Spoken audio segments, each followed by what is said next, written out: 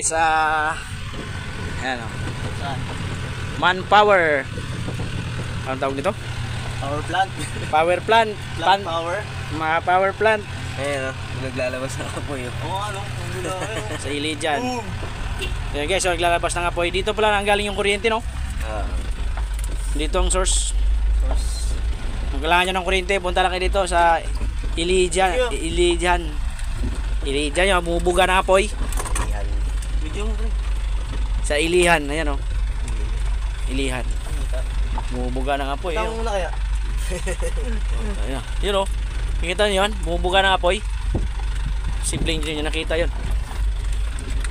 Ito pala yung daan dito, road. Kasama ko yung kambal ko. Ayan.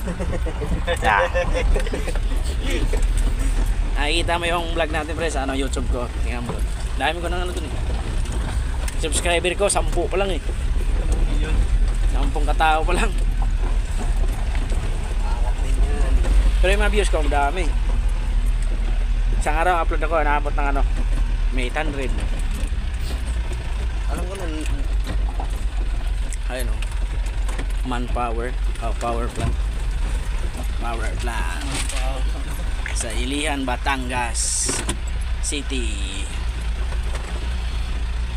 Abangan nyo pa ang ibang kabanata mga kabady yung lalabas ko.